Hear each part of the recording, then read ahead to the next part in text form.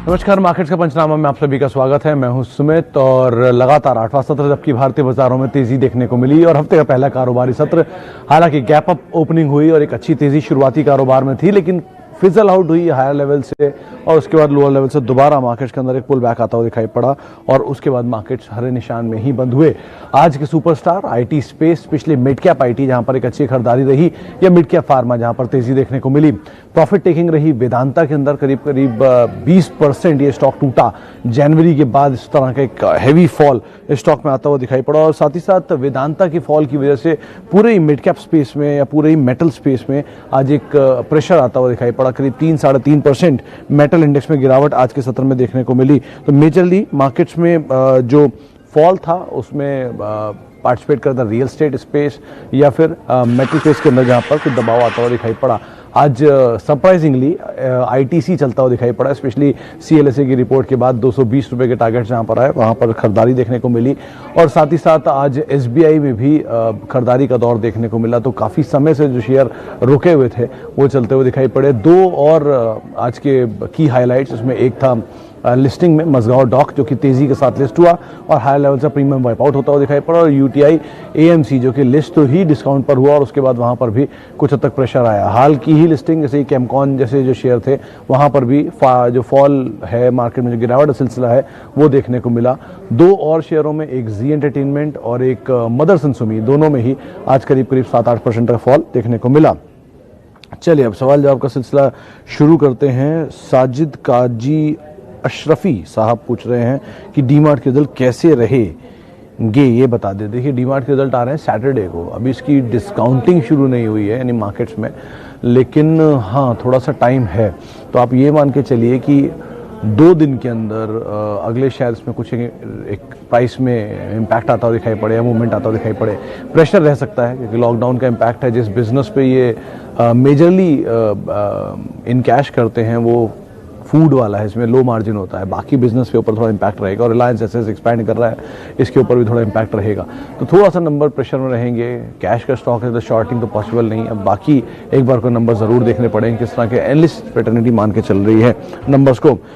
इसके अलावा एक सवाल आईआरसीटीसी में नितिन अरोड़ा साहब पूछ रहे हैं। अरोड़ा साहब 1395 हायर लेवल साइड पे है, हायर बेल्ट पे ही आपने शेयर को खरीदा है और आपने जब खरीदा तब इसमें बहुत फैंसी भी थी इस चीज़ की कि ये शेयर चलेगा, पीएसयू का आउट परफॉर्मर है, मोनोपोलिस्टिक बिजनेस है, ब्रोकर के अपग्रेड्स आ रहे थे, सब कुछ अपनी जगह सही है, आज भी इसमें कोई प्रॉब्लम नहीं है। लेकिन ऑब्वियसली बात है रेवेन्यूज नहीं है, तो जैसे रेवेन्यू नहीं है मार्केट उसको पार्टिसिपेट करेगा। दूसरी तरफ अगर रेवेन्यू शुरू भी हो जाए और शेयर पार्टिसिपेट करेगा भी तो ऊपर की तरफ हमेशा स्टेक सेल का ओवरहैंग रहेगा। तो इन दोनों चीज़ों के मद्देनजर ही आप अपनी पोजीशंस को देखिए। लोअर लेवल पे लिया हुआ है तो आप लेकर निकल सकते हैं, हायर लेवल पे लिया है तो वेट करिए और आपको भाव मिले ऊपर का तो आप निकल सकते हैं। लेकिन बहुत ज़्यादा तेज़ी या बहुत ज़्यादा बड़े रेवेन्यूज एटलीस्ट आप मत मान के चलिए स्टॉक में। इसके अलावा एक सवाल ले लेते हैं। LNT 900 रुपये के दाम पे खरीदारी है मेहुल माथुर साहब की। माथुर साहब, सब कुछ डिपेंड करता है आपके टाइम फ्रेम पे।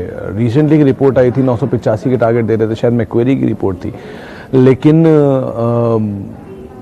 कंपनी में बुराई नहीं है, धंधा इनका ठीक है, promoter and all, picture history सब सही है। थोड़ा समय खराब है, टाइम ज़्यादा ले सकता है और लंबी अवधि के बाद इसमें कुछ प्रॉफिट बन सकते हैं। सब्सिडरीज इतना स्ट्रॉन्ग परफॉर्म कर रही हैं, नंबर्स ठीक आ रहे हैं, तो जाहिर सी बात है कंसोलिडेटेड कंपनी में भी नंबर अच्छे ही आने चाहिए। तो आप एटलीस्ट होल्ड कर सकते हैं यहाँ पर और लोअर लेवल पे इसमें ऐड कर सकते हैं। लोअर यानी रीजनेबली लोअर लेवल, ऐसा नहीं कि 5-10 रुपये टूटा और आपने फिर से खरीदारी कर ली। रीजनेबली लोअर लेवल मिले तो आप वहाँ पर भी इसमें एंटर कर सकते हैं। अच्छा जी, आगे बढ़ते हैं। एयरटेल पे हर रोज की तरह फिर से सवाल है मंदर साहब का।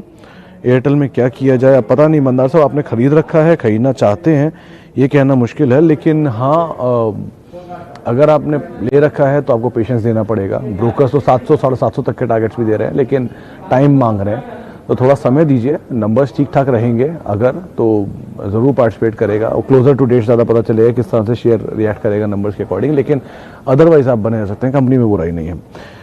साथ ही साथ एक सवाल और ले लेते हैं। ग्रेन्यूल्स पे उदय पटेल साहब पूछ रहे हैं क्या किया जाए। देखिए, ग्रेन्यूल्स आज का स्टार परफॉर्मर था, 3-3.5% चला भी स्टॉक। बीटीएसटी की राय भी ज़्यादातर लोग इसमें आज दे भी रहे थे।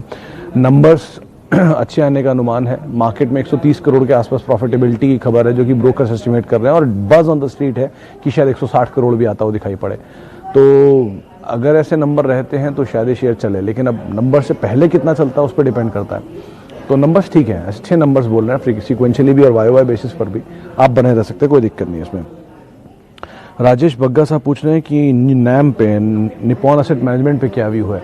देखिए राजेश जी, जो धंधा ऑलरेडी एग्जिस्टिंग है, चाहे आप HDFC number 1, Nippon asset number 2 और अब UTI नंबर 3, ये 3 ऑर्डर में लार्जेस्ट टू स्मॉलेस्ट प्लेयर्स हैं। इनकी सिचुएशन आप क्लियर दिख ही रही है और UTI की सब्सक्रिप्शन के आंकड़े और लिस्टिंग से आपको ये भी क्लियर होगा कि कितना बाजार को धंधा भी पसंद आ रहा है। निपॉन अच्छी कंपनी है, थोड़ा समय दीजिए तो भले ही चल सकता है, लेकिन नियर टर्म में अगर आप मीडियम टर्म शॉर्ट टर्म के हिसाब से सोच रहे हैं तो अभी आप एटलीस्ट मत उम्मीद रखिए बहुत कुछ। हाँ, लॉन्ग टर्म के हिसाब से आपने ठीक ठाक कंपनी खरीदी है, विदेशी प्रमोटर है और दूसरी सबसे बड़ी एसेट मैनेजमेंट कंपनी है, तो कोई दिक्कत नहीं है। किसी फाइंड ने मोमेंटम पकड़ेगी और एक ही बार में ही सब बराबर कर देगी तो आप एटलीस्ट होल्ड कर सकते हैं। अच्छा जी, आगे बढ़ते हैं। United Spirits and Glenmark short term. Nikhil ji गलत आदमी से पूछ रहे हैं, मैं शॉर्ट टर्म का व्यू नहीं दे पाऊंगा, लेकिन हाँ, यूनाइटेड स्पिरिट्स के लिए जो जानकारों से मेरी बात हुई थी उन्होंने कहा था 536 पार करने के बाद इसमें चाल आ सकती है। आज पहुंच भी गया, सेकंड हाफ में चला भी है, F&O में तो एटलीस्ट पार हुआ ही। एक बार ही क्लोजिंग देते कैश में 536 के ऊपर तो शायद थोड़ी तेजी आए। और रही बात ग्लेनमार्क की, तो निगेटिव न्यूज़ फ्लो था आज, तो उसका इम्पैक्ट ज़रूर देखने को मिला। लॉन्ग टर्म के लिए हाँ, यूनाइटेड स्पिरिट्स में कोई बुराई नहीं है, बहुत अच्छी, दुनिया की सबसे बड़ी लेकर कंपनी को आप होल्ड कर रहे हैं, उनकी सब्सिडरी को, इंडियन सब्सिडरी को, तो वैसे कोई दिक्कत नहीं है। और ग्लेनमार्क भी ठीक ठाक कंपनी है, बहुत बुरा नहीं है, लेकिन थोड़ा टाइम ज़्यादा लेगा। फार्मा में और अच्छे विकल्प भी हैं लॉन्ग टर्म के लिए, लेकिन यूनाइटेड स्पिरिट्स कोई प्रॉब्लम नहीं इस कंपनी में। आप ऐसे समझ लीजिए कि इंडिया में लिकर जो बिकती है उसका 75% प्रीमियम सेगमेंट को मार्केट शेयर ये ओन करते हैं, तो ऐसा ही इतनी बड़ी ये मारुति समझ लीजिए आप लिकर स्पेस की, तो आप उसी हिसाब से इसके बारे में सोचिए, उसी हिसाब से टाइम फ्रेम दीजिए। शॉर्ट टर्म में इसमें 5-10 रुपये लेने के चक्कर में आप मत पड़िए। अच्छा, आगे बढ़ते हैं जी। सन फार्मा पे नहीं, यस बैंक पे सवाल है 15 रुपये के दाम पे विजय वाघेला साहब का। वाघेला साहब हर रोज़ की तरह सेम ही सलाह है कि जब तक इसके नंबर सुधरेंगे नहीं तब तक आप लॉन्ग टर्म मत सोचिए। शॉर्ट टर्म के लिए ट्रेडिंग में ये शेयर डबल भी हो जाए तो कोई हैरत नहीं होगी, लेकिन फिर भी जब तक नंबर नहीं सुधरे आप पैसा मत डालिए। नंबर सुधरने दिए, 3-4 क्वार्टर ठीक ठाक नंबर आ जाए, उसके बाद आप इस पर ज़रूर दाम लगा सकते हैं। निफ्टी 11,000 आएगी क्या 29 तक? सर ये तो जवाब ऊपर वाले दे सकता है कि निफ्टी कहाँ जाएगा, 11,000 जाएगा कि नहीं। मोमेंटम तो स्ट्रांग है, 12,000 आज हिट भी हो गया। अब दिवाली तक नंबर्स पे डिपेंड करता है, बहुत ख़राब नंबर्स अगर आने लग गए तो शायद रिवर्सल भी आए, लेकिन और लिक्विडिटी ड्रिवन रैली है तो America election, debates and all 50 चीज़ें उसमें, तो ये एक बार में कहना बड़ा मुश्किल है। लेकिन हाँ, अब 11,000 के आंकड़ों को मत देखिए आप, जैसे जैसे आपको मोमेंटम मिल रहा है उसके अकॉर्डिंग आप प्ले करते रहिए, ज़्यादा बेटर है। शिल्पा मेडिकेयर 540 पर लिया है अक्षय मित्तल साहब ने। मित्तल साहब आज बुरा दिन था आपके लिए, 490, 487, 85 तक के लेवल भी दिखा दिए थे इसने। निगेटिव न्यूज़ फ्लो, इनका इकलौता फॉर्मुलेशन प्लांट है जिसके ऊपर USFDA की जांच बैठी है, तो शायद उसका इम्पैक्ट रहे, नियर टर्म प्रेशर भी रहे, थोड़ा कंसोलिडेट करेगा यहाँ पर या थोड़ा और नीचे, और उसके बाद घूम भी सकता है, लेकिन थोड़ा टाइम ज़्यादा लेगा। अब जो अब तक कैश का शेयर है तो सेकेंड हाफ में तो घूमना ही था। अब डिलीवरी छूटी है कि नहीं वो डिपेंड करता है आज के नंबर्स के अंदर, लेकिन सो फार फॉर्मुलेशन प्लांट की खबर की वजह से स्टॉक में गिरावट देखने को मिली। आगे की सिचुएशन कैसे आती है वो ज़रूर देखना होगा। मतलब जो भी लोगों ने हाल में फार्मा रैली देखी है और उसको एंजॉय किया है, उनको भी ये पता नहीं है कि किस तरह से प्लांट इंस्पेक्शन का इम्पैक्ट आता है। अगर आपको देखना था, डिविस लैब देखिए, एक ही दिन में ये शेयर टूटा था, 700 रुपये से 600 रुपये तक गया था और वहाँ से घूम के आज 3200 है। तो आप अगर इस स्टोरी को ऐसे इन कैश करना चाहते हो तो आप बने रहिए, लेकिन शॉर्ट टर्म के हिसाब से सोच रहे हैं तो फिर अभी थोड़ा पेन रह सकता है, या एटलीस्ट एक रेंज के अंदर तो ये कामकाज कर ही सकता है। अच्छा, मदरसन के 100 शेयर गए लेने सही होगा फॉर गुड प्रॉफिट? जैन साहब, मदरसन कुछ ब्रोकर्स मानते हैं कि बेटर है। आज ही एक रिपोर्ट आई थी, उसमें 120 के टारगेट थे मदरसन, CLSA की रिपोर्ट थी शायद। तो वैसे तो ठीक है, लेकिन आज एक बड़ा झटका दे चुका है, तो थोड़ा सा और अगर नीचे मिल जाए तो आप ज़्यादा बेटर इसमें रिस्क रिवॉर्ड के फेवर में आ जाएंगे।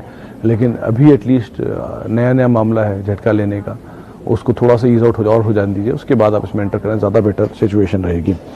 अच्छा जी, आगे बढ़ते हैं। SRF टारगेट, SRF जैसा स्टॉक तो इन्वेस्टमेंट ग्रेड है। अगर आप 5 क्वार्टर या 4 क्वार्टर के नंबर भी देख लेंगे तो 2800 से शेयर चलते चलते 4,500 आ गया। यतिन भी वो कह रहे हैं कि QIP आने वाला है, QIP में इक्विटी डाइल्यूशन थोड़ा बहुत होगा तो शायद थोड़ा प्रेशर रहे, लेकिन अदरवाइज ये जिस तरह से चल रहा है हर 2-3 दिन में 200-300 रुपये चली जाता है। तो ऐसा तो कुछ नहीं है कि स्टॉक में आपको बहुत ज़्यादा कोई डाउन साइड दिखेगा। Medium term long term hold करिए। कंपनी में बुराई नहीं है, ग्रुप बहुत स्ट्रांग है, मतलब आप कभी इसकी हिस्ट्री पढ़ेंगे तो आपको खुद ही समझ में आएगा कि किस ज़माने से ये कंपनी काम कर रही है और क्या क्या इनके पास है इनके बाकी ग्रुप कंपनीज़ में। तो आप ऐसा कुछ दिक्कत नहीं है, आप बने रहिए, अच्छा पैसा इसमें मिल सकता है अभी भी। अच्छा जी, और बढ़ते हैं।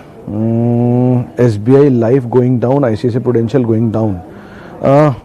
सर एक चीज़ है कि जो इंश्योरेंस के नंबर थे उसको मार्केट ने पहले बहुत तेज़ी दिखाई थी, जब जैसे बाज़ार में लॉकडाउन का खबर आया था उसके बाद से वो तेज़ी के बाद ये इंडेक्स का हिस्सा बन गया। HDFC लाइफ और SBI लाइफ और बाकी कंपनीज़ में भी अलग अलग इंडेक्सेस का हिस्सा बने, तो एक बड़ी तेज़ी तो इसने दिखाई है। अब उसके बाद थोड़ा कूल ऑफ पीरियड चल रहा है, तो अब ठीक, खबरें अच्छी हैं, एटलीस्ट मार्केट शेयर बढ़ रहा है इनका, इनके नंबर्स ठीक आएंगे।